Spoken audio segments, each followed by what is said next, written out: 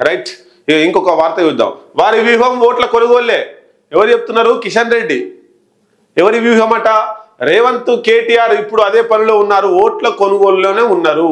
వాస్తవమే కావచ్చు. మీరేం చేస్తుర్రు? మీరేం చేస్తున్నారు? మీరు అమ్ముకుంటారా ఓట్లు? వాళ్ళు కొనుక్కుంటున్నారు, మీరు అమ్ముకుంటున్నారా? మీ బీజేపీ ఓట్లేవి? మీ బీజేపీ నాయకత్వం ఏది? మీ బీజేపీ ఎంపీలేరి? మీ బీజేపీ కేంద్ర మంత్రులేరి? బీజేపీ ఎందుకు అక్కడ ప్రతిష్టాత్మకంగా తీసుకోలేకపోతుంది? బీజేపీ నుండి నరేంద్ర మోడీని ప్రధానమంత్రిని ఎందుకు తీసుకురాలేకపోయినారు? లేదా ఒక ప్రభావవంతమైనటువంటి నాయకుడిని అక్కడ ప్రచారంలో ఎందుకు తీసుకురాలేకపోయినారు బీజేపీ? కిషన్ రెడ్డి ఒక్కడే అక్కడ ప్రచారం చేస్తున్నాడు ఎందుకు అంటే బీజేపీ ఏ పార్టీకి అమ్ముడుపోయింది? ఇద్దరు కొంటున్నారు కదా. రేవంత్ కేటీఆర్ ఓట్ల కొనుగోలులో ఉన్నారు, వీళ్ళు అమ్మే పనిలో ఉన్నారు. మరి ఎవరికి అమ్ముడు పోయిండు? రేవంత్కి అమ్ముడు పోయిండా, కేటీఆర్కి అమ్ముడు పోయిండా? కిషన్ రెడ్డి చెప్పాలి. వీళ్ళు బలంగా కొట్లాడితే ఎవరికి నష్టం?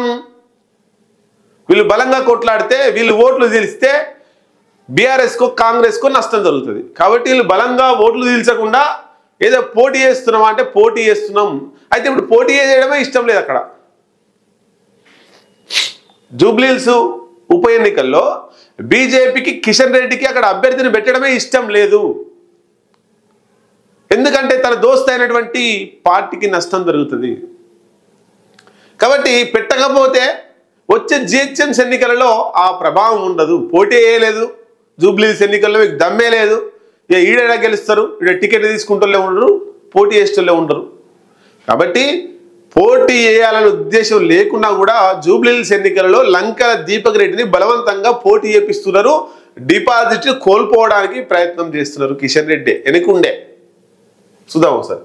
జూబ్లీహిల్స్ కాస్మో పాలిటన్ నియోజకవర్గం, అక్కడ సెంటిమెంట్ కుదరదు. బీఆర్ఎస్ ది పగటికలే. రేవంత్ రెడ్డి చేరే పార్టీలో ఇక మజ్లిస్ మాత్రమే మిగిలింది. జూబ్లీహిల్స్ లో కాషాయ జెండా ఎగరవేయడం ఖాయం. ఆంధ్రజ్యోతి ఇంటర్వ్యూలో కేంద్ర మంత్రి కిషన్ రెడ్డి.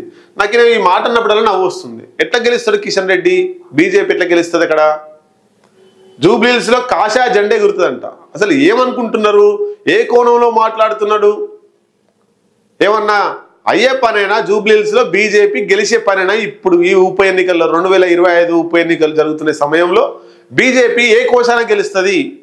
ఏ వర్గం ఓట్లు ఉన్నాయి? మీ బీజేపీ బలం ఎంత? బీజేపీ సంఖ్యా బలం ఎంత?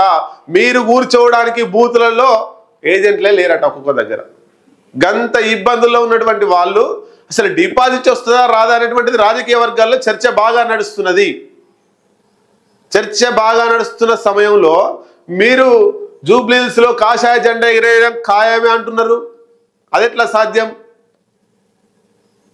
ఏమన్నా బీఆర్ఎస్ తోటి కాంగ్రెస్ తోటి కుమ్మక్కై ఆ రెండు పార్టీల ఓట్లు బీజేపీకి ఏమన్నా లోపల మాట్లాడుకున్నారా?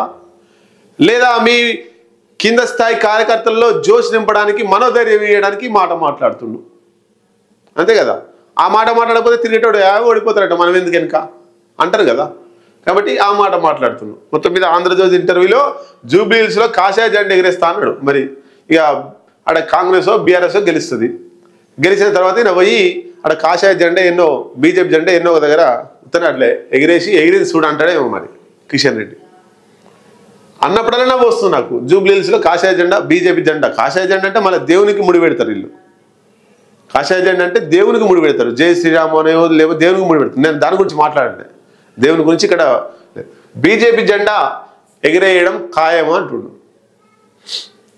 కాషాయ జెండా వేరే, బీజేపీ జెండా వేరే.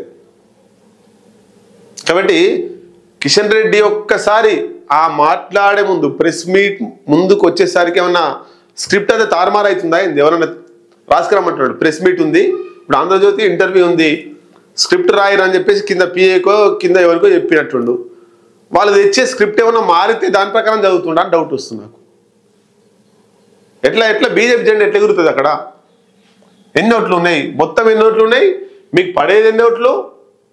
అసలు మీకు డిపాజిట్ వస్తుందా రాదా అనేది డౌట్ ఉంది నాకు. అట్లా ఉంది.